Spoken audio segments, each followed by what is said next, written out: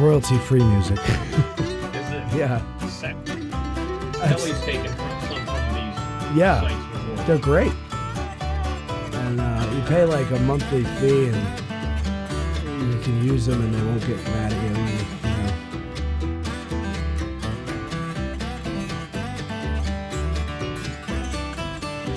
All right. Oh, that's okay. Thank you. Yeah. So, Chris, you're gonna want to move over towards the end of the table. It's kind of awkward, but the way the camera. Joey, go to camera 2 so Christian can see himself, please. See how you are there? And you probably want to raise that chair. I think whoever was there lowered it, like the chair. You gotta kind of get up. Am I gonna be filmed?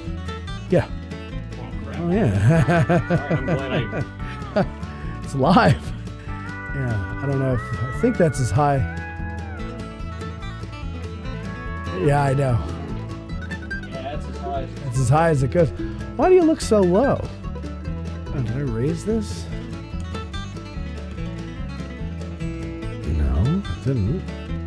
That's weird. All right, maybe you got to move over a little bit more. You got to kind of sit in an angle. There you go, like that. Yeah. Okay, and then just pull that mic into you. Make the mic work for you. Move it to where you want to be. Okay, let's get rid of that music there. Are you doing all right in the back there, Joey? I'm doing good. All right, very good. Then we are about to rock and roll. Here we go. From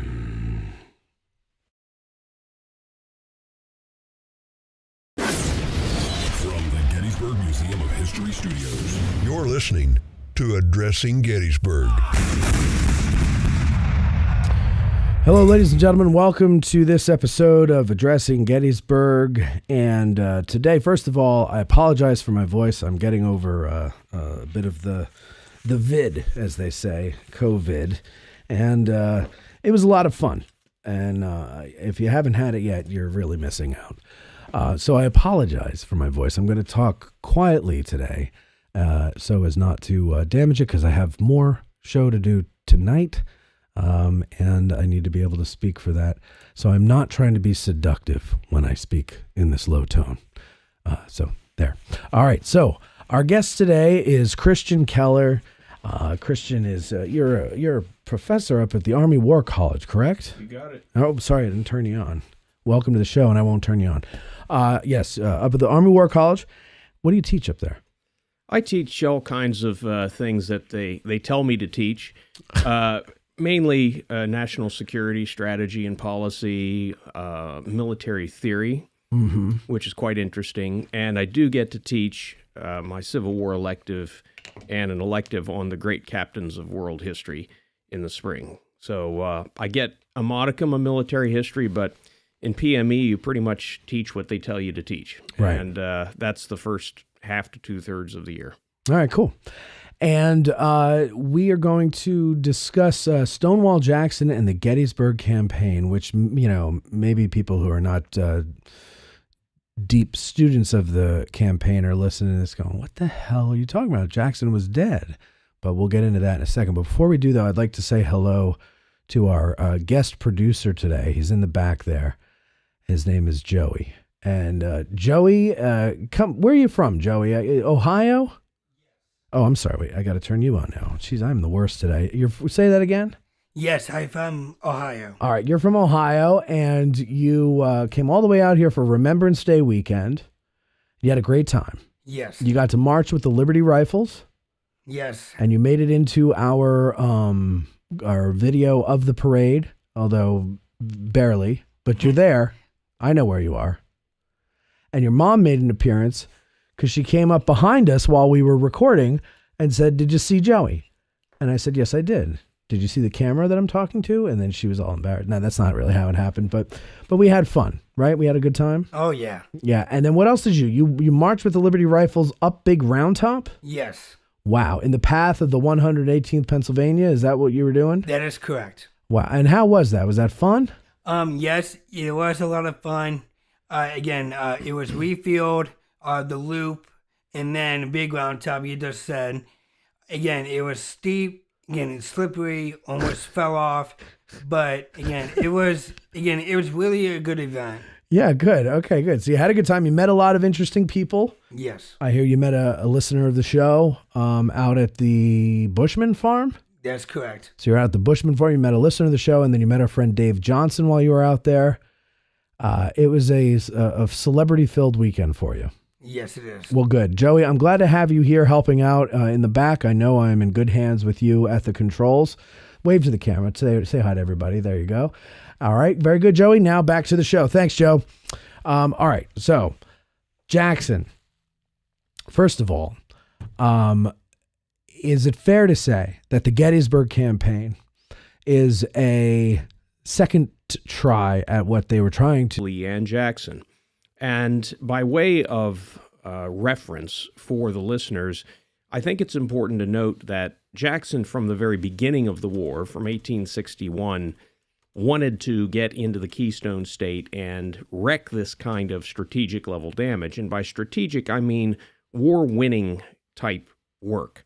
Things like causing irreparable harm to the Northern will to continue the war effort under the Lincoln administration, winning a climactic campaign on Northern soil, which of course Lee also wanted to do, but also get at these coal mines, which I've mentioned before, and which one other author, Kegel, got into in his book, North with Lee and Jackson. But what Kegel didn't do was explain what was the real significance if these coal mines located in a few counties east of Harrisburg, essentially northeast, about 40, 50 miles. There is still coal country there today. Many of our listeners may know this. And what I did is built upon Kegel's work and made the case that those coal mines were strategic level means, meaning assets or resources for the Union war effort. They supplied a high percentage, about 75% of the North's high efficiency coal, the anthracite coal. Now, they could use bituminous coal also, but this anthracite coal was far preferable, and it was what was really necessary for the Union blockading squadrons that kept the southern port cities under guard. Very important for the steamships moving the Union armies in the west, and for the locomotives that supplied all of the Federal armies, regardless of where they are. And Jackson knew about these mines because one of his staff officers, Jedediah Hotchkiss, had taught school in the pre-war period in the Lycans Valley of this area of Pennsylvania. And he knew the coal mines were there. He knew about their strategic vulnerability and significance for the Union war effort, told Jackson early on, and Jackson said, aha, here's a way that we could win the war fairly easily, along with doing pretty strong damage to the rail hubs in Harrisburg, taking the federal capital, which would create a big political headache for Abraham Lincoln. Jackson thought about all of this early on. And as I write in the book, there's pretty strong circumstantial evidence, primarily from the staff officers of these two generals, and a little bit also from Lee himself, insinuating that there was more to the movements north in 62 and 63 than just winning a battle that would affect Northern political will. That indeed they wanted to get into the North and do these other things, these other damages. And, I found some really compelling evidence in the primary source evidence, and also quite a lot in non-lost cause secondary sources. So together, I put all this together and came up with one of the theses of the book, which is that Jackson was thinking strategically about how to win the war, and he advised Lee in this manner. It took Lee a little bit of time to come around to this harsher type of war, but after some of the Lee estates had been plundered by the end of 1862, he started to come around to see Jackson's harsher war as necessary, ultimately to bring the North to the bargaining table. This was not an attempt to conquer the North. This was an attempt to gain a peace. And both generals understood that essentially the Western theater from Tennessee out to the Mississippi was more or less going to go down the tubes for the Confederacy, and they had to therefore win the war in the East. They both realized this. So there was an understanding between these two men who as I also write in other chapters of the book, were good friends, underpinned by a strong Christian faith, which are other theses I write about, which we won't get into as much today. But that created a level of trust between the two so that Lee listened to what Jackson had to say. And they started to plan the movement north right after Second Manassas, and then Longstreet was involved in that to a degree. We all know that whole process was stillborn at Antietam, but the idea was not forgotten, and they resumed planning specifically for a new northern movement right after Chancellorsville, right after Fredericksburg, after that victory, which was really hollow, was a tactical victory. Both were unsatisfied with the results.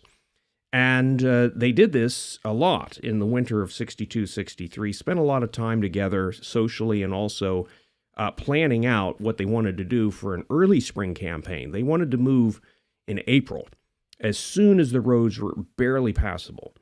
And we know that Jackson ordered a map of the Northern Valley into the Cumberland Valley, Pennsylvania, and extending as far east as Philadelphia. He ordered Jedediah Hotchkiss, his map maker, to make this map. And Hotchkiss records this in his diary. And there are other staff officers who concurred that Lee and Jackson spent a lot of time planning, thinking about what they wanted to do for the movement in April. Lee went to a conference in Richmond in March, which is discernible in the official records, and other correspondence from the period, but it's hardly ever mentioned. There was a March conference, and this March conference was actually where the decision was initially made by the National Command Authority of the Confederacy to try again. It wasn't this May conference, which everybody knows about after Chancellorsville, after Jackson was dead. What's very interesting is Lee goes to this March conference in Richmond literally days after secreting himself with Jackson in his command tent outside of Fredericksburg in the Confederate camps there. And they had spent several days poring over this Hotchkiss map and thinking about what they wanted to do. Well, I think it doesn't take much of an imagination to understand what Lee was going to Richmond for. But he picked up a cold there, and that's the same cold that went into his chest and ultimately started to affect his heart and created the angina. And that laid him out for the rest of March and into early April. And then Joe Hooker took advantage of the fact that the Confederate commanding general was inactive and got the jump on the Confederates. This was not what was planned. The Confederates actually had ordered a pontoon train to be ready to go across the Rappahannock River. Jackson was training his half of the army, his corps, for rapid marches. This is all in the official records, but it's been essentially misinterpreted before by some of my predecessors as to what it actually meant.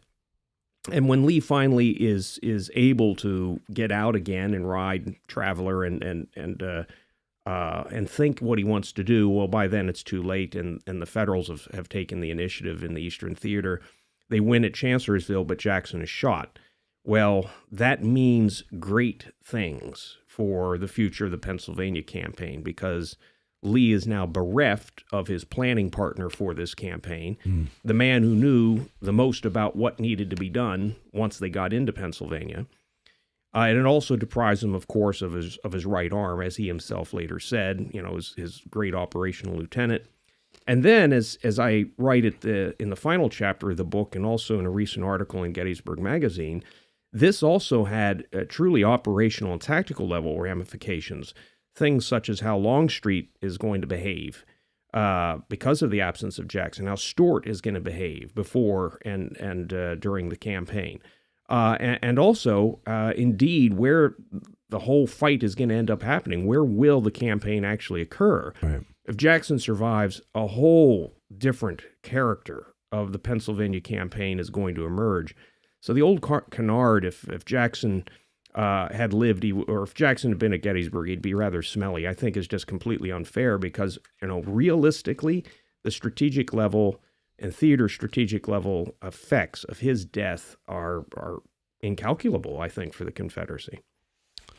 1 second, if you don't mind. I just want to fix something in the back here.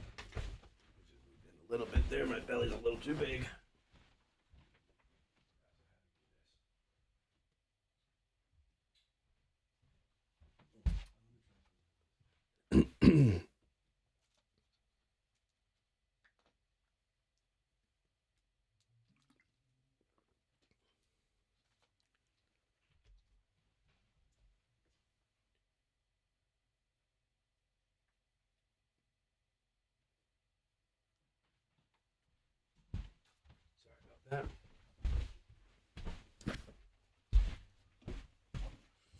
Did he catch all that? Huh? Did he catch all that? Yeah. I just wanted to make sure. I forgot to flip a switch on something else. It's all right. Okay.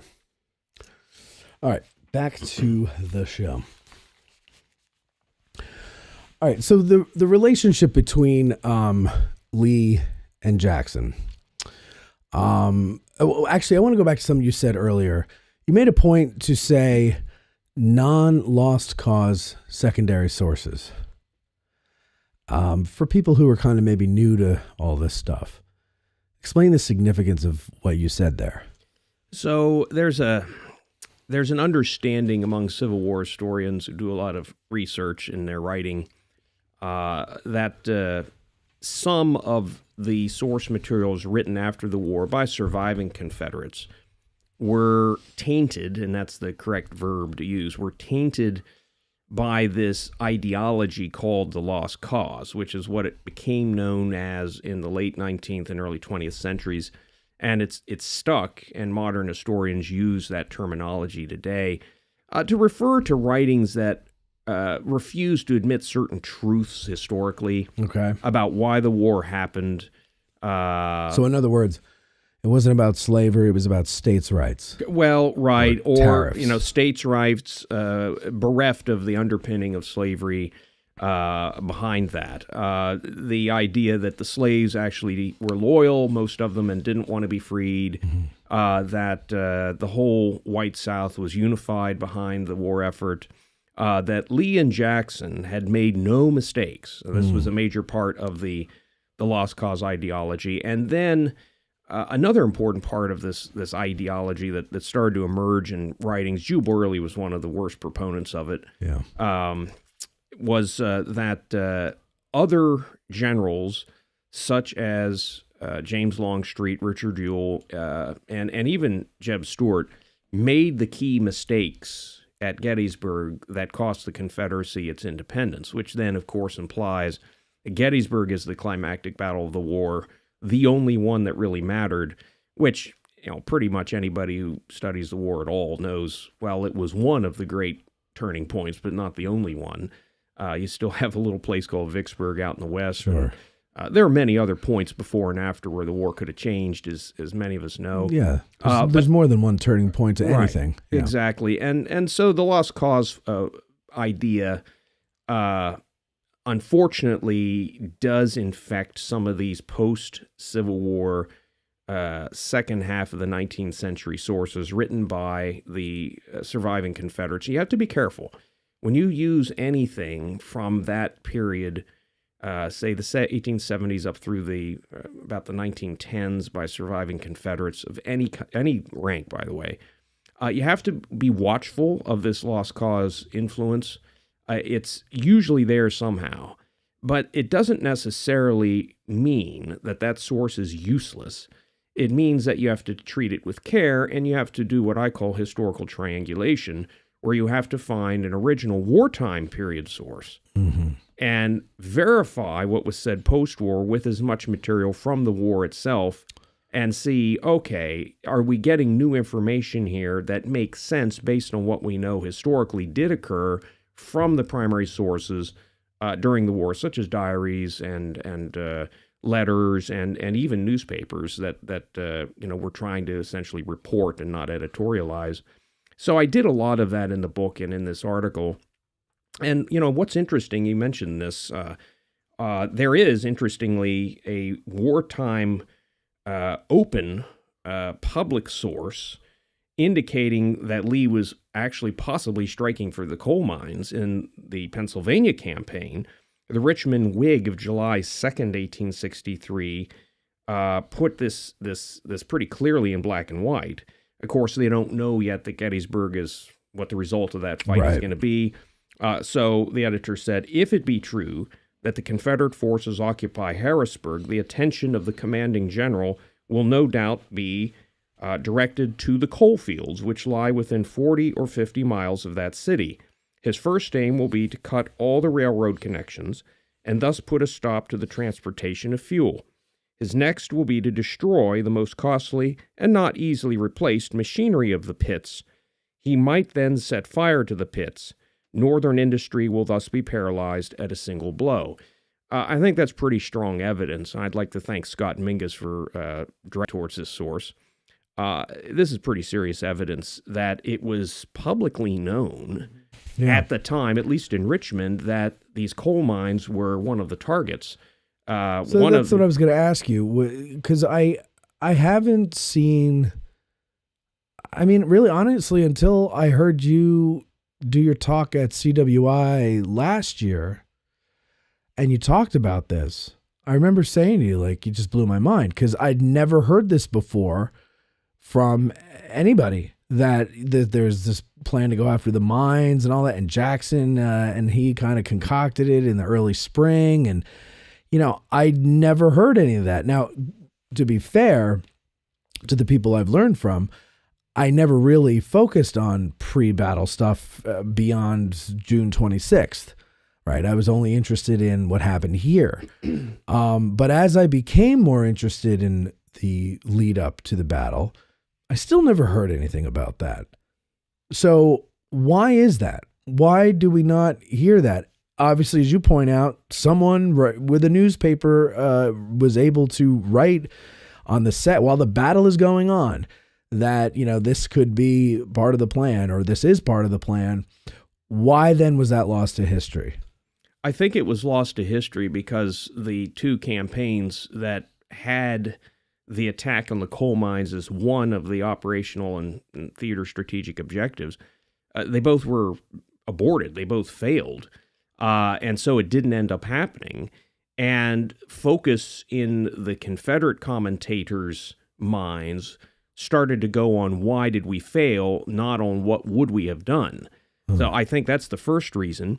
I think the second reason is that there were really only a few people until apparently the Richmond newspapers got a hold of this. There were only a few people in the Northern Virginia Confederate High Command that knew the coal mines were a target. Now, if you think about this, it would make sense to keep this pretty close to the chest. Okay. You don't want to tell openly too many people that this is one of the targets. Now, we know Jackson was one of those people, played his cards close, didn't like to tell people too many things. He was a big believer in operational secrecy. Mm-hmm. There are good reasons for that. Now, it cost him in other campaigns, but he would not have wanted to have this be publicly known. Sure. And so we're talking staff officers, Lee, Jackson, probably Longstreet, and Stuart also knew about this. And the National Command Authority in Richmond, probably it was from someone there in the Confederate White House or cabinet that the Richmond Whig got this information, is my guess. But so that's when Jackson is alive. Those are all the people who know about it. Mm-hmm. When Jackson dies, the Army's reorganized, and I want to ask you about that too. But the Army's reorganized, and they come up into Pennsylvania. I haven't seen anything about Ewell being ordered to go get the mines or anything like that. Why does he abandon this plan because he doesn't have Jackson, and maybe he thinks that it's not going to work without Jackson? It's an excellent question. I don't have an answer for that, Matt. I too wonder. Or is it that by that point they're in such bad shape, he's like, forget the mines, we need to eat? Well, it could be that too, but I think the bigger at the time reason is the absence of Stuart. Stuart's not there, and Lee knows this. Okay. By the time that Ewell crosses the Mason-Dixon line, we know Lee liked to give a lot of verbal orders.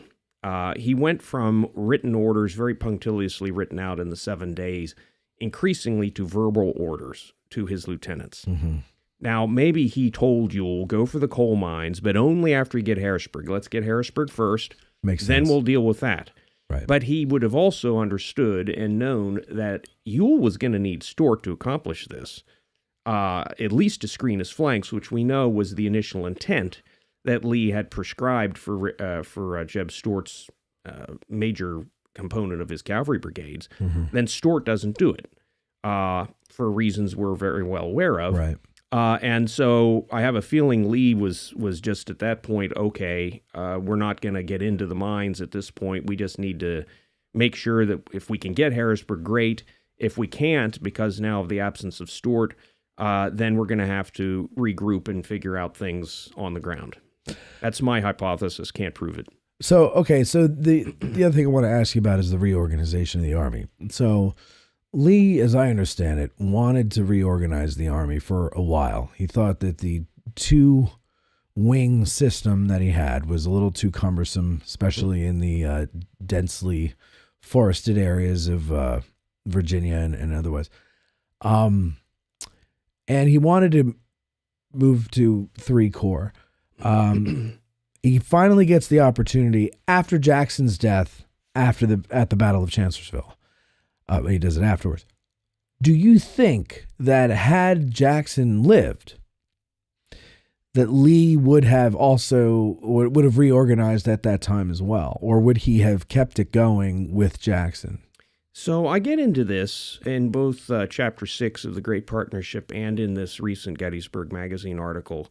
And I very much believe he would have still reorganized his army, because he writes to Jefferson Davis after Jackson's death about the reorganization. This is very well known. Many people have written about this, David Smith and others.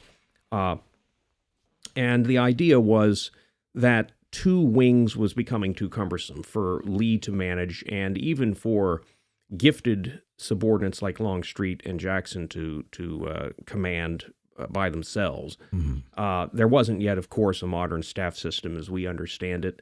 That was part of the issue.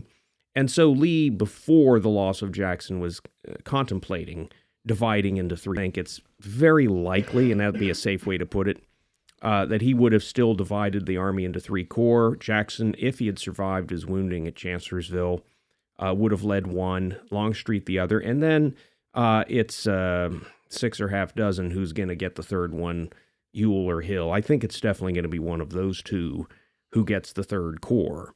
I think Jackson would have probably had a few more men than either Richard Ewell or A.P. Hill actually historically had, because Lee would have wanted to give him enough means to do the job.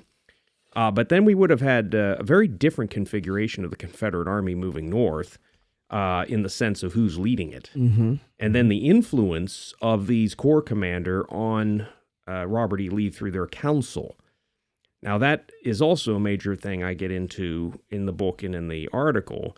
And, for listeners, I just want to say, just because a hypothetical Jackson survives does not necessarily mean Longstreet is or isn't going to do something. Right. But what it does mean is that Jackson's still in the picture.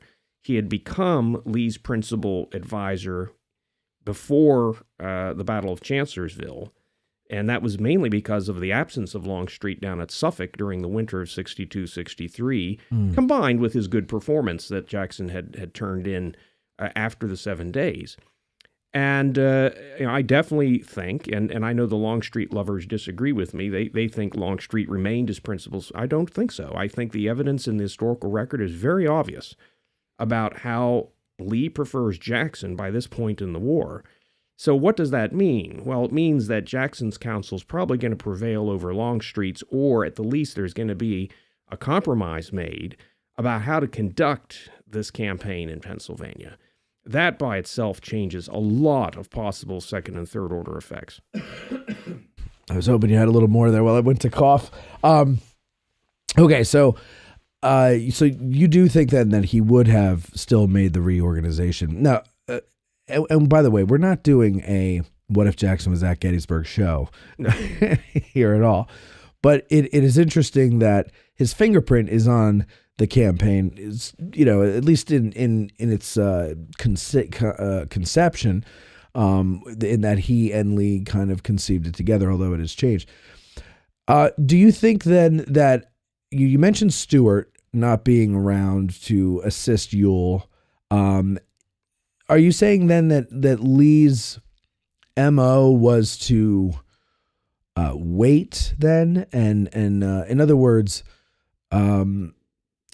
he was what am I trying to say here? He was going to see what Ewell could achieve and then give the order. So in other words, if Ewell could take Harrisburg, then the orders would be, go get the mines.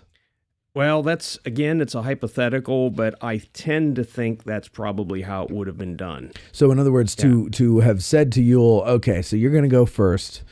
You guys are going first up into PA, and I want you to go all the way up there, take Harrisburg. Then when you take Harrisburg, I want you to go get this mine, that mine, this mine, that mine. It would have been overloading. So let's just do one thing at a time. He probably outlined verbally, if my guess is right, he probably outlined verbally to Ewell, look, when you get to Harrisburg, we're going to have some targets after that. These coal mines are out there. We want to get them. But let's concentrate on getting into Pennsylvania, getting the supplies, which was another major operational objective. And that was fairly accomplished. Right. And then get to Harrisburg and see if you can do this. But he probably told him, hey, for down the road, this is coming. But let's get through the immediate objectives first. And if you look at the historical record, you look at how Lee had started to issue orders, starting with the Second Manassas Campaign. There was a lot more verbalizing and a lot less written out. So we can't be sure what he actually told Ewell and Hill personally. Mm-hmm. Now, one thing that is somewhat concerning, and the historical record makes it concerning because of the absence of documentation, is how many times Lee counseled Hill and Ewell prior to the movement north. There is a shady, sketchy account that he may have talked to Ewell once. There's none that he talked to Hill. And this matters for our understanding of the influence of Jackson's death on this entire campaign, because it meant that Lee had not been able to get these two newly raised corps commanders more up to snuff on his vision for the campaign, and also on how he issued orders, which listeners are familiar was much more intent-based, mission command, as we would use modern terminology, not a punctilious written-out order style, which he had once had, but he had changed from that. Well, Hill and Ewell had served under Jackson. Well, they were used to far more punctilious orders from their former chief, even though Ewell had been out for 9 months, as we know, with the leg wound, but that was what he had known before.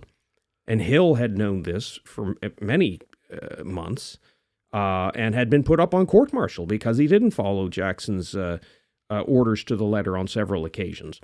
And there was no time for either Ewell or Hill or for the commanding general to get to know each other's methods of giving orders and receiving orders before the movement north began. Those two generals had a week and a half after they assumed command of their corps outside of Fredericksburg before the movement north began.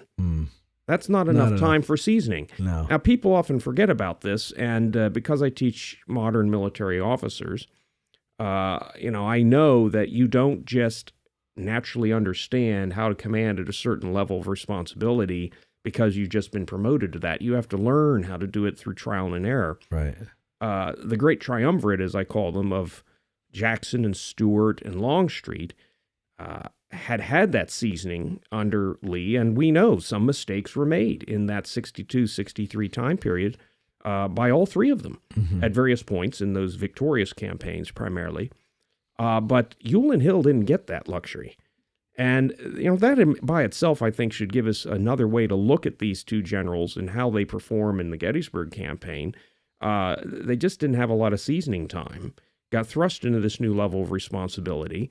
And for those that want to blame Lee, I would say, well, you be the commanding general of an army and worry about logistics and supplies and answering messages from your national command authority and thinking about what the enemy is doing with really no staff to help you and see how much time you have for counseling. It's like running addressing Gettysburg, really. But no, so that's a great point. Like, Lee has so much that he has to handle as the commander of an invading army, right? It's not the commander of an army on the defense, with their capital city 20 miles to their rear. These guys are out on a limb. So supplies. right? Chancellorsville, Longstreet is away foraging for supplies. Right. Lee luckily wins Chancellorsville, handily wins Chancellorsville, skillfully, whatever you want to say. He wins Chancellorsville. Longstreet comes back. I never really, I'm sure it's somewhere, but it never sunk into my head here. How's his take? Does he come back with a lot of stuff, and is it enough? Or like, obviously they're still looking for stuff coming up here. So was it enough? So what's kind of interesting here is Longstreet has very little to say in his post-war writings about how he was received by the commanding general. And let me see if I can find some of these original statements from his memoirs. And maybe I can't find it. Okay, well, I can't find it right now. But the bottom line is that when he wrote in his From Manassas to Appomattox, I found Lee greatly distraught by the serious wounding of his great Lieutenant Stonewall Jackson. Now, Jackson wasn't yet dead when Longstreet himself comes back before his two divisions. And Jackson will die literally within a day or so of Longstreet's return to Fredericksburg to first consult with Lee. And then Longstreet later writes, just down the same page, that the loss of Jackson was a very heavy blow to our cause. Mm-hmm. So he admits that. But then in a post-war letter, which Wallace Heddle discovered and put in his book, Creating Stonewall Jackson, which is a great book I recommend. It's often forgotten.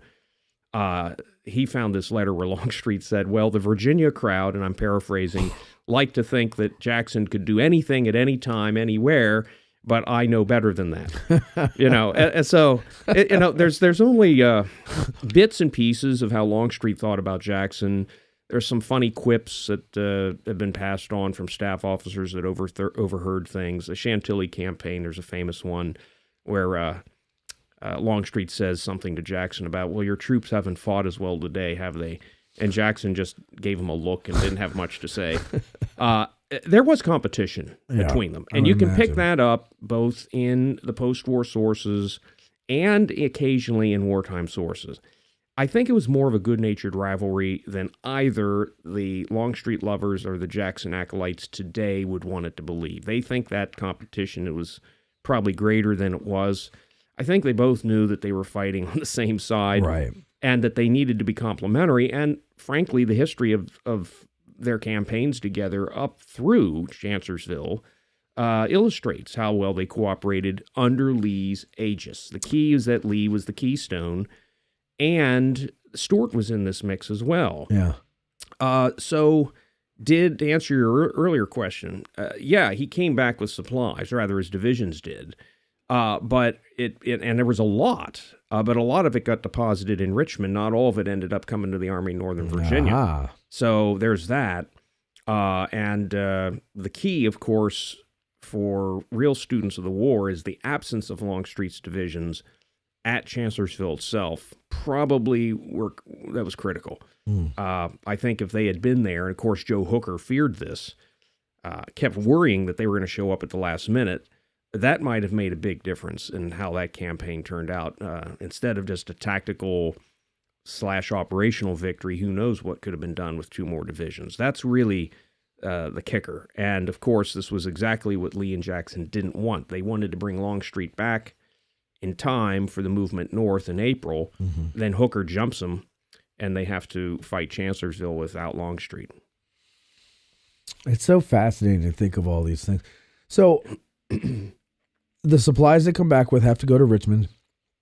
Lee's still now, when Lee's coming up here, is he foraging for supplies for his army, or are these supplies going to go back to Richmond and then be dispersed? Mainly for his own army, and that's army. what the historical record indicates, and Kent Masterson Brown and others have gotten into this, mainly for his own army, which itself would alleviate the supply burden on Richmond, which we all know was hard at this time. And Lee's army was in bad shape logistically in the winter of 62-63. A lot of listeners know this. This probably strongly influenced his thinking, and Jackson's. They agreed that they had to get into the verdant Pennsylvania farmlands as soon as possible for supply reasons, because they couldn't count on Richmond having enough. Now, there were administrative and bureaucratic problems, Lucius Northrop first among them, as commissary general, a really cantankerous, curmudgeonly person who my mentor Gary Gallagher has written somewhat about. He was a big cog in the wheel in Confederate strategic supply. And, why? Well, because he was always slow in getting things done. He was not a solution-oriented person, as we would say today. Always looking for excuses, and very politically savvy, by the way, in so doing. But he was one of the reasons, as well as just the actual paucity of stuff, enough stuff that the Confederacy had on hand coming up from the Carolinas and Georgia and Southside Virginia to be able to supply Lee's army.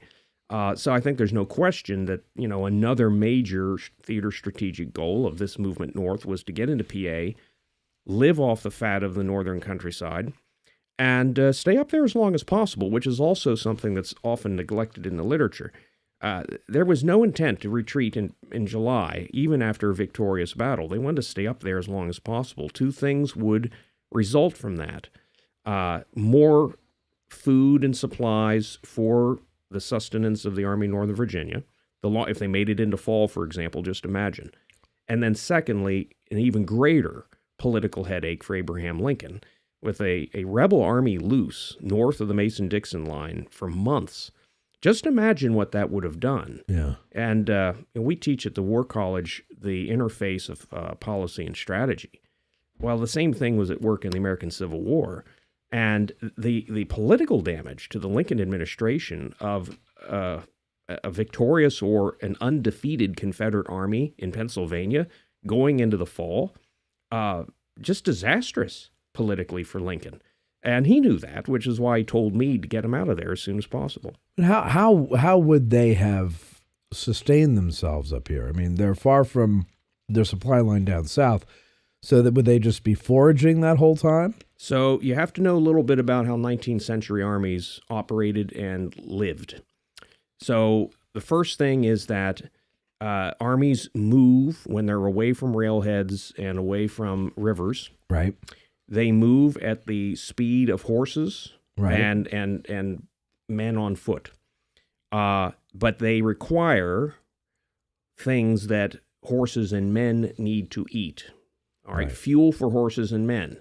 Well, if you can get that from the local countryside, which was a method perfected by Napoleon, by the way, and this had become understood by the midpoint of the 19th century in Europe and the United States, that this was a way to supply. Now, it was nice if you could bring your own stuff with you, but it was known you were going to have to supplement that while on campaign in somebody else's country. And Lee knew, especially in this context, this was going to have to happen because of the supply problems we've just discussed.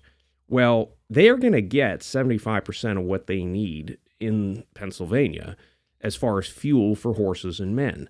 The kicker is going to be ammunition resupply. Right. And other things like, wagon repair things and things, to repair cannon that break down and that would have had to come up from their supply hub, the nearest one, which at the time was Winchester. Right. Now that's going to be a little bit of a haul to get that stuff up into Pennsylvania, and that supply line is vulnerable to raiding from Union cavalry and other things.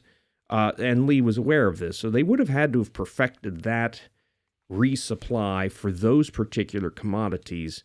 And that wouldn't have been an easy task, but I think certainly doable. I think that Lee and his command team could have worked that out, Jackson or no. That would have been fascinating if they had been able to stay up here to see how that would have played out. And that would have just changed so much. Everything would have changed off of that, Matt. I really think, especially if Jackson lives, the whole character of the campaign is irrevocably altered. Probably the history of the war is very strongly affected. I do not come out and say in the book or in the article that it means the South's going to win the war. I think that's jumping to conclusions. But I think it means that the character of the war greatly changes, and it certainly means that you're going to see an elongation of the conflict, a compensation for the loss of Vicksburg. Say the Confederates win either historically without Jackson or with Jackson, a decisive battle and get to stay up in Pennsylvania for a while. That pretty well counteracts in the public's minds, both North and South, and in Europe, by the way, the loss of Vicksburg and those 30,000 men. And this was, of course, on Lee's mind. He knew this. Jackson knew it before as well, that the West had to be compensated. It was only in the East they were going to win their independence by the end of 1862. Again, there are going to be scholars that disagree with this, but if you look at how Lee and Jackson thought strategically, it's very clear from the primary sources that they clearly identified the fact that the pressure was on them to win because the Western theater had suffered too many strategic reverses by the time their command team had been formed. And therefore, one of the things I think is really important for listeners to think about, it's not so much the old canard, what if Jackson had been at Gettysburg, but what would have happened if Jackson had survived in changing the entire character of the campaign? The battle may not have been fought here, could have been somewhere else, further east, southeast. And the branches and sequels that were both closed off by his death and opened. So closed off for the Confederacy, but opened for the Union. And, again, I don't think if Jackson lives, the Union fights any worse. Right. But look at the fact of the track record of the Army of the Potomac versus the command team of Lee, Jackson, Stuart, and Longstreet up to this point. It wasn't very good. And so when you take Jackson out of the equation, you disrupt the command team, you break the synergy between Stuart and Jackson, which was very significant. You mess it up between Lee and Jackson, which was very significant. And this means that the Union Army has a better chance of winning because of what it does to the Confederate chances. And that's a different way of looking at things, I think. Not that Jackson's presence up here is a foregone conclusion for Confederate victory. I think that's just utter speculation. But I think what it does mean is the chances for second and third order effects that are good for the Confederacy and bad for the Union are increased if Jackson survives. And that's really my final point that I think we need to keep in mind here about the significance of his death. Do you think, though, had he survived, the South was still poor, right? They weren't going to get any richer if he was alive. So it was the difficulty in prosecuting the war that the South had wouldn't have changed.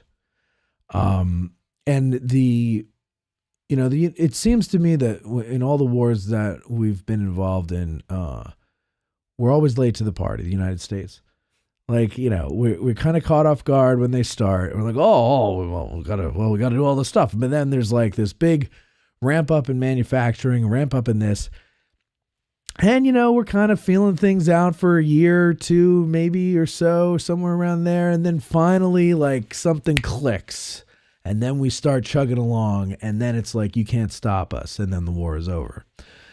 I think that still would have happened, right? And so, I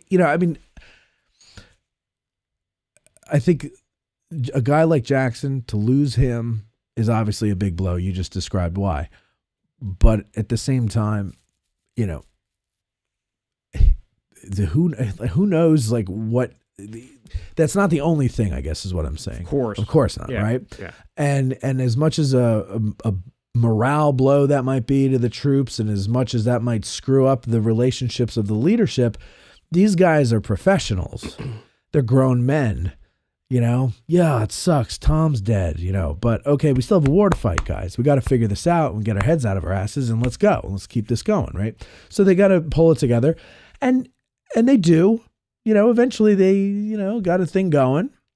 But I think it's all too little too late. I think a lot of times when people do the what if Jackson had been at Gettysburg or, that whole thing, yeah, they often think that means the South would have won the war because they would have won Gettysburg. But as you point out, who says they would have fought here? Number one. And number two, it doesn't mean they would have won. They still had all the things going against them that they had going against them with Jackson dead. None of those things would have changed. But I feel like that is just a comfort that they have. Like, they put so much on the death of Jackson that it's like, okay, I get it. You wish they had won, but they lost. And Jackson, they still would have lost. At the end of the day, they still would have lost because all those other things they had going against them were still there. No? Okay, so I'm going to respectfully, partially disagree with you. Go ahead. So 100% agree that if you look at strategic level means disparity, this is the Union's war to win. Mm-hmm. But also look at the disparity between the American colonies and the British Empire in 1776. And it was a lot worse, and the colonies pulled it off. With the help of France. Who was helping the Confederacy. And the Confederates were hoping to get. And they never got it. Right. And they were counting on this as part of their strategic plan from 1861. I write about this in my last book, Southern Strategies, as the failure of Confederate diplomacy greatly pressured the military instrument to make up for what should have been success diplomatically. But then you got this problem called slavery. And the French and the British had emancipated their slaves in the 1830s, and this was going to create a big issue. So essentially, it was a catch-22 that the Confederates were in. They had to win militarily on the battlefield to back up their diplomats overseas, which is what happened at Saratoga in 1778, I believe, which helped bring the French over to support us in a very physical fashion. Well, the Confederates never got that decisive win to push England and France past their moral valuation of the abhorrence of slavery, which more French and British actually had than people have previously thought. I would commend Amanda Foreman's book to anyone who's interested on this. There was a much more anti-slavery sentiment, much greater than people think, in France and Great Britain at this time. But, as Palmerston himself said, the British Prime Minister, our national interests ultimately are going to prevail, and one of those national interests was restoring the supply of cotton.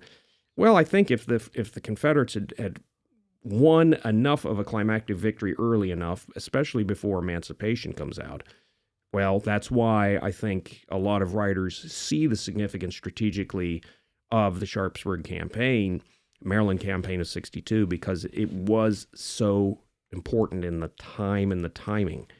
Now, to follow that point, the time and the timing of the summer of 1863, while not quite as decisive strategically as the previous fall, because emancipation had been issued and Britain and France had backed away by this point, what you're looking at is a different kind of time and timing pressure on the Union caused by the advent of new draft laws, ethnic tensions, among the Germans and the Irish versus Anglo-Americans, which had been exacerbated by various events like the slaughter of the Irish Brigade at Antietam and Fredericksburg and the calumnies put upon the 11th Court, Chancellorsville. Yeah. You've got the coming draft riots.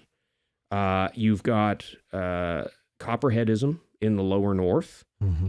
And you've got waning Northern will in the wake of the twin defeats of Fredericksburg and Chancellorsville. So the timing is not good. And I make a pretty strong case for this in Chapter 6 of the book. The timing is bad for another Confederate victory for the Lincoln administration at this juncture. Sure. Wars are won and lost often on when things happen in a particular time stream, not necessarily on which side has the greatest means in armies or resources. It's often who strikes the decisive blow at the decisive moment. Mm-hmm.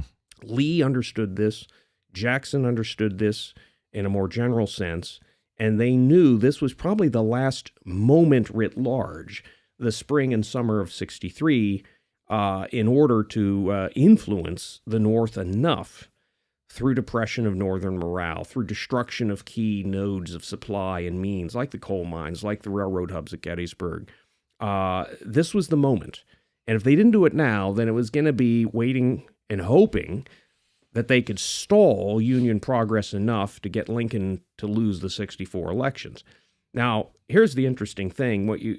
I think just because the Confederates historically lost at Gettysburg doesn't mean they're going to lose the war. And most Confederates thought that, as many authors have proven. And they were sad they lost at Gettysburg. They were sad Jackson died. But you're absolutely correct, Matt, that even Lee himself ultimately took a stoic approach and said, okay, we're going to have to move on. As early as a week after Jackson's death, he issues General Orders number 61 to the Army, in which he puts a brave face on the death of Jackson and says, may his spirit infuse all of you to go on to do great deeds. We are still in a noble cause, and so forth.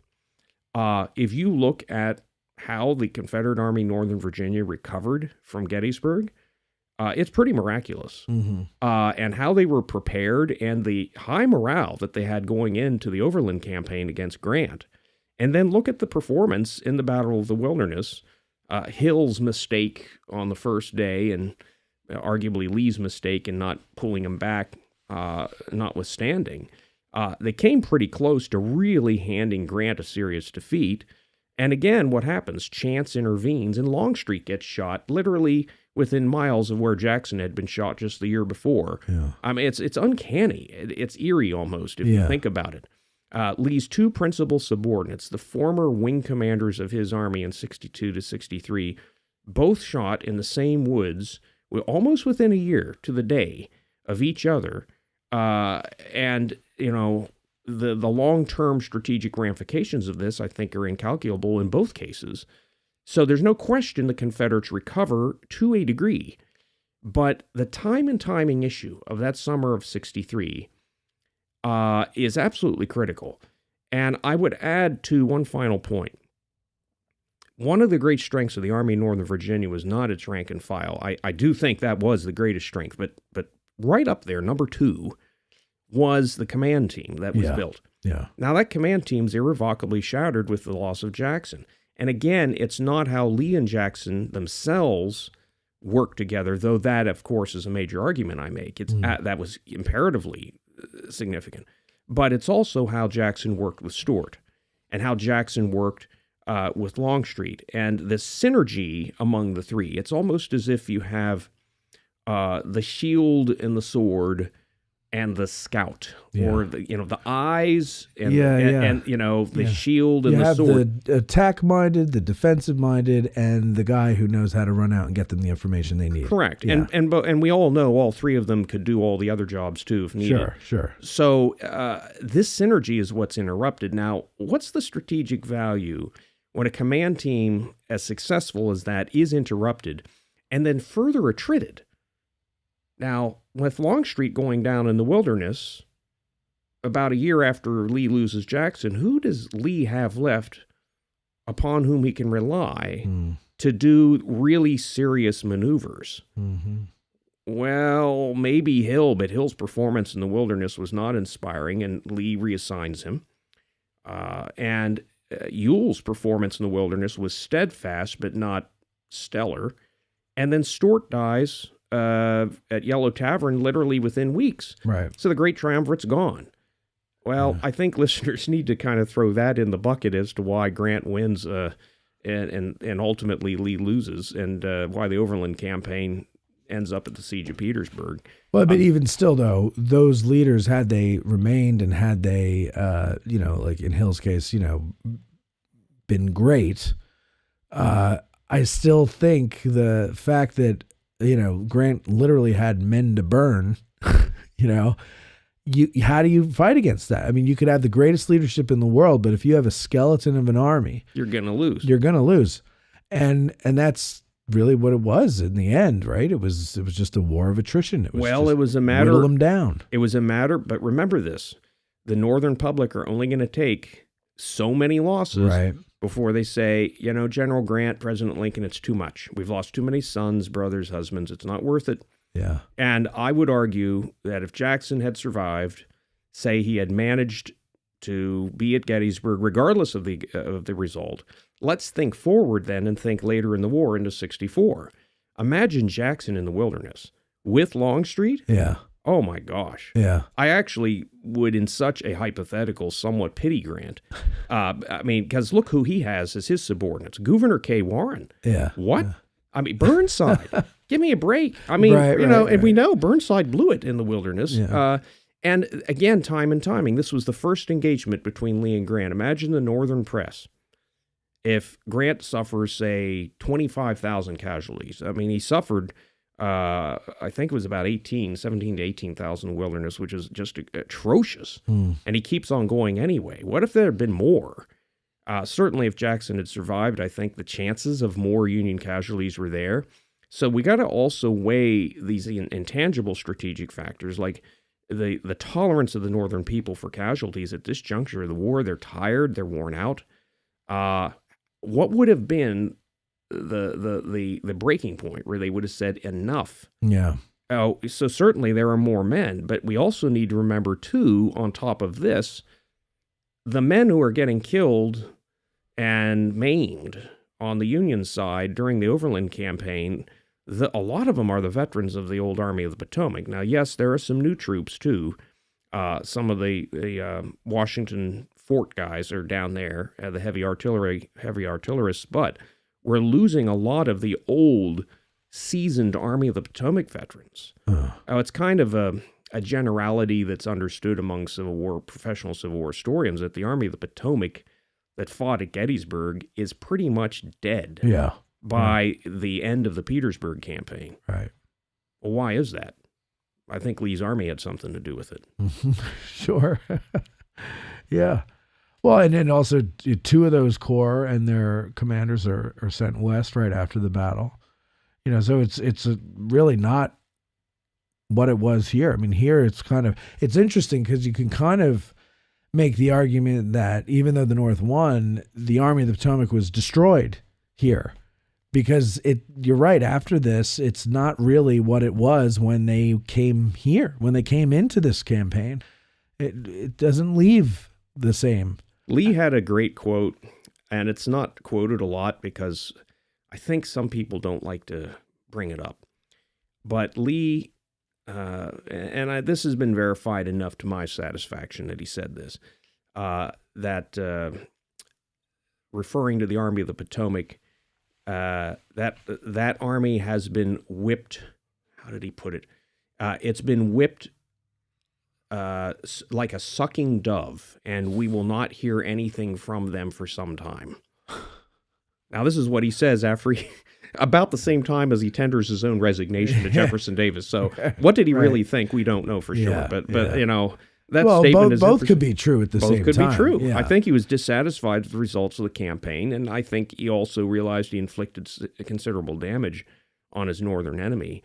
And even Meade knew that. Yeah. And all you have to do is look at the pursuit, truly look at the history of the pursuit of Lee after the historical Battle of Gettysburg was over. And you have to have a lot of empathy for George Meade, because what does he really have to go after Lee with? Not much. Everything's been beat up. Right. And their supplies have been taken. Yeah. That's why I lose patience with people who are like, oh, Meade had him. He just could have got him. And I'm like, no, you have no idea what Meade barely had what he came into the battle with. And he himself, like, it's just, yeah, it's very frustrating to try to explain all that. So earlier you mentioned Longstreet throwing a little shade at Jackson in a letter after the war, and also a little jibe that he threw his way about his men one time. But what do we know of the relationship between the two of them? I mean, that teasing about his men not doing so well and everything. That's what guys do, and guys who aren't even like super high testosterone, military guys get that way. And so, but now here we have, men in the manliest of situations, war. And you don't go around hugging and kissing on each other to show your affection. Guys don't do that. We tease, we josh, we bust balls, whatever you want to call it. That's how we show we have respect for you. If we don't have respect for you, we don't say anything. We just ignore you. You're not worth our time. So when I hear that, I picture me and my friends joking around, You know, when we're having that friendly competition, we'll throw something like that at each other.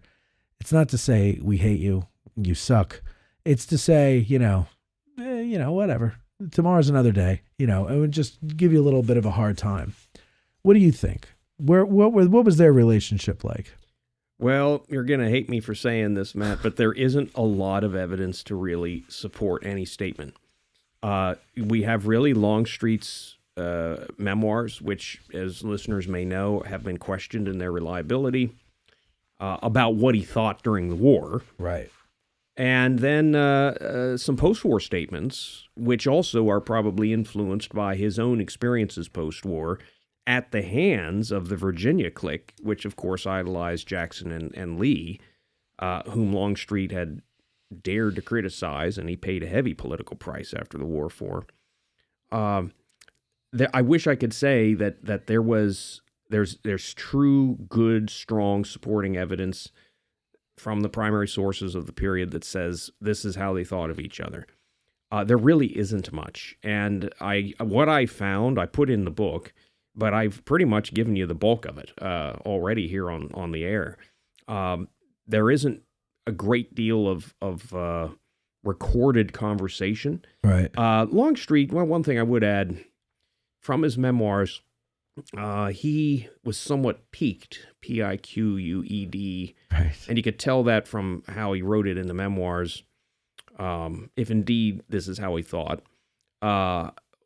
When the Confederate Army had gotten across the Potomac River in early September of 1962, and they're encamped outside of Frederick, and Lee and Jackson are sequestered in Lee's command tent, and Longstreet comes in a little bit late, and he sees that the tent flap was closed.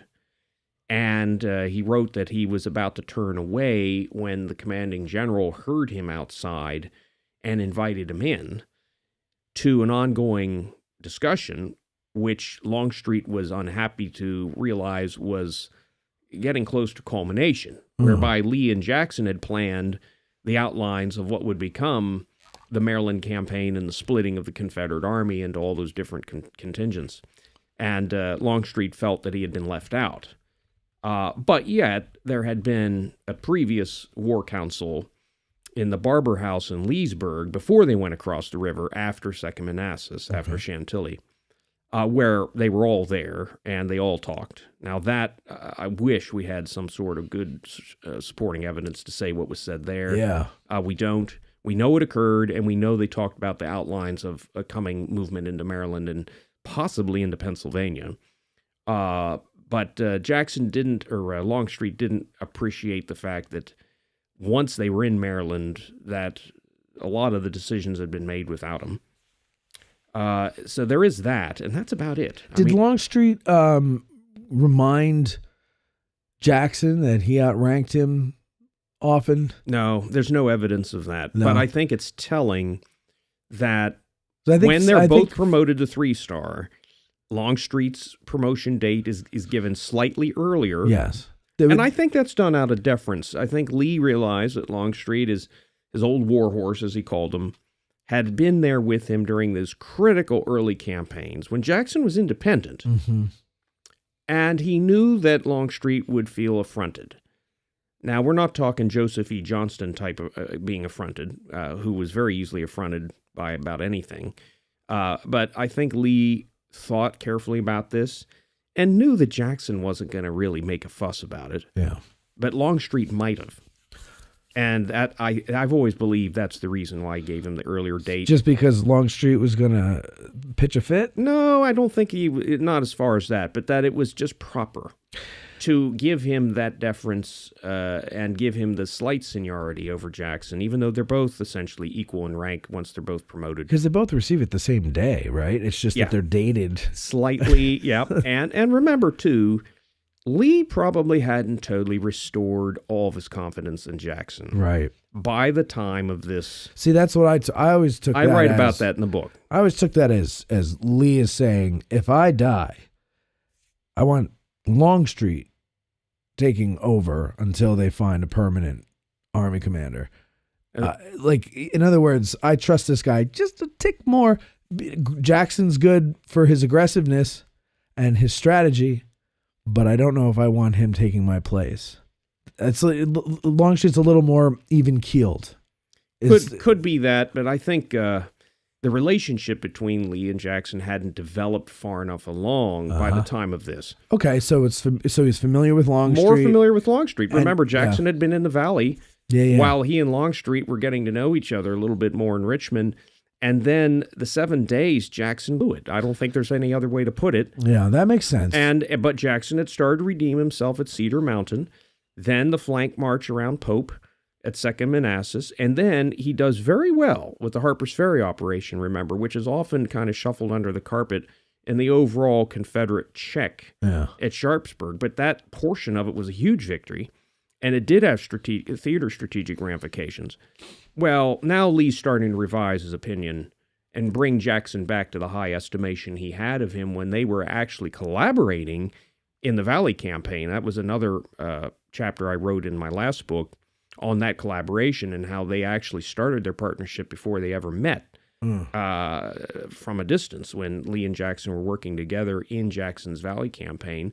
Once again, one's the boss, the other one's the operator, the subordinate. But I think now, by this point, by the fall of 62, after Sharpsburg, we now have a situation where Jackson's esteem has come back in Lee's mind. But yes, I tend to think just because of the longer acquaintance and the longer professional relationship with Longstreet, and Longstreet, I think, arguably didn't blow it in the 7 days. And he didn't do that much spectacular compared to what Jackson had already started to do, in the Valley and then flanking Pope and then taking Harper's Ferry. But Longstreet did very well at the flank attack at Second Manassas, saving Jackson, by the way. Yeah. And he was very solid and dependable. And I think Lee rewarded him for that, so.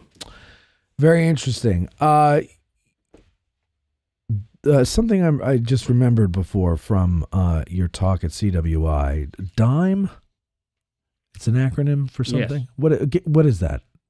So it's an acronym we use at the War College that represents the instruments of national power: diplomatic, informational, military, and economic. Okay. And as I mentioned earlier, when we were discussing some of the diplomatic issues at play in the middle period of the war, the diplomatic aspect must be inextricably combined with the other three, and vice versa. Mm-hmm. And the M with the E and the I with the M and everything. You have to have them integrated properly for a good war effort to succeed, then or now. And it's a theoretical way, a lens, to think about how successful wars are prosecuted. Think of the Emancipation Proclamation as a wonderful informational strategy. And these are essentially grand strategic means when we're talking the instruments, the actual dime itself. They're up at a higher level, even above national strategy. All countries of all times and all places have an equivalent of a dime, which I write in the last book, Southern Strategies, and my co-contributors. The problem for the Confederacy is they just didn't integrate their instruments as well as the Federals did, ultimately. And the Federals, they had to come about it, kind of like you insinuated earlier. The way the U.S. goes about its wars is we get surprised. We're not prepared, even though we should have been, as much as we would like to be. And then we play catch-up ball, take a couple licks in the meantime, and then we come out on top in the end. Right. We're used to, at least. Well, I'm a little worried about the future, but I won't get into that. Yeah. That's the traditional trajectory of a lot of our wars. The Spanish-American War might be, but even there, we didn't have our supplies and logistics worked out well. That's a whole other story. But the Confederate dime just wasn't nearly as well integrated. Who's to blame for that? Primarily Jefferson Davis and his cabinet. Yeah. And at the same time, we got to throw them a bone because they're trying to build the railroad as they're riding it. Mm-hmm. Especially the Treasury Department, the Navy Department. I mean, they're really building a lot from scratch. The Union had so much of this. As It was already there. And that means that, therefore, the onus is on the Confederates to build this properly, integrate the instruments, often being built more or less from scratch. I always say it's astounding to me that they were able to last as long as they did. Absolutely. Absolutely. Because you're right. Like, they had to build the infrastructure that the United States already had. Some of it already existed there that they just took over, but they had to build their own federal system. And while a war is going on, it's very difficult to do, I would imagine. It's remarkable. And then they prosecute that war for a very long time, often, poor, without food. And, it really is amazing that they were able to do it.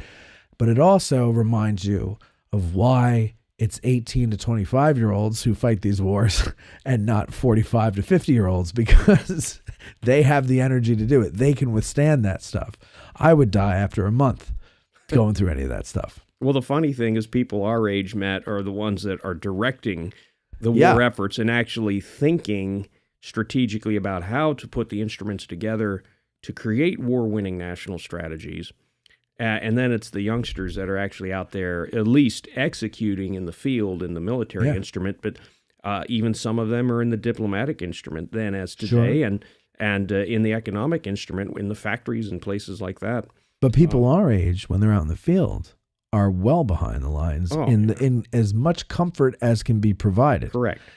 And I think it's because if we were out there in a trench freezing, out at Bastogne or something, we'd be dead. So we had to be the ones back in the house with a fireplace, because we'd die otherwise. Well, there are some examples of generals who were in their 40s and 50s who could rough it with the best of them. Those are the exceptions. Yeah. I think everybody my age is just as tired and beleaguered as I am. I don't care what they say. I don't care how healthy you think you are. All right, so you've got this article that was in Gettysburg Magazine, issue number 68. It came out in January of 2023. It's called "The Real Effects of Jackson's Death in the PA Campaign." So that's one thing people can go out there and get and read to learn more about this. Another is your book that came out in 2019. It's called "The Great Partnership: Robert E. Lee, Stonewall Jackson, and the Fate of the Confederacy."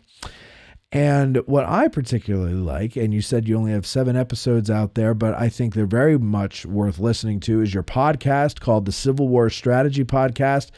And you can find that at christianbkeller.com, Keller, Keller. And you're going to start doing more episodes of that.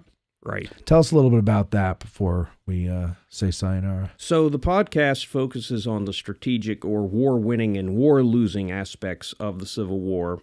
And I'm going in series, and I'm about halfway through the campaign series, where I'm looking at the campaigns, which actually are operational level events, but the ones that had the greatest strategic impact on the course of the war overall. Right. So, for example, the Chancellorsville Campaign, the Pennsylvania Campaign of 63. I've already done those. Coming up will be the Maryland Campaign of 62, Overland Campaign of 64, and then maybe a couple others. And then I'll finish the Eastern Campaign series and then move on to the West. And then I'm going to have also some more series on the diplomatic and the economic aspects of the war, which had strategic bearing on its course and final resolution. So I would just remind listeners, I'm not going into the right flank, left flank that much. I'm staying up at the higher level, taking a bird's eye view of the big decisions that had strategic effect, war-winning, war-losing effect.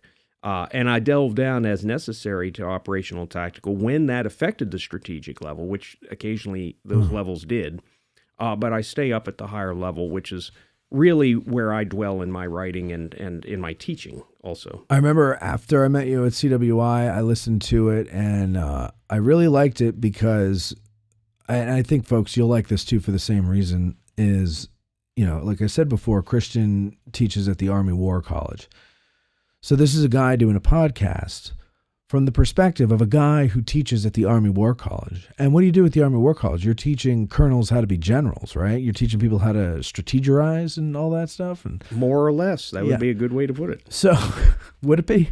But you're talking to that high level of command, and you're teaching them the things that they need to know in order to field armies and make them run efficiently and all that other stuff.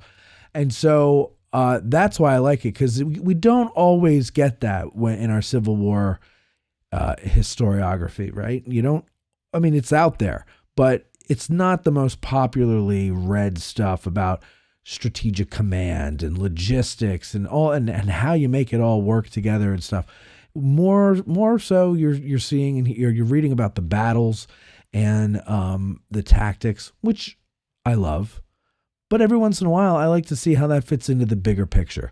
And so I think that's what I really like. And also, you've got a very good way to present things, like just your voice. You're very clear spoken, and that helps a lot too. So I would recommend that when you get a chance. And you can only get it on your website, christianbkeller.com. You can't get it at the podcast app on Apple.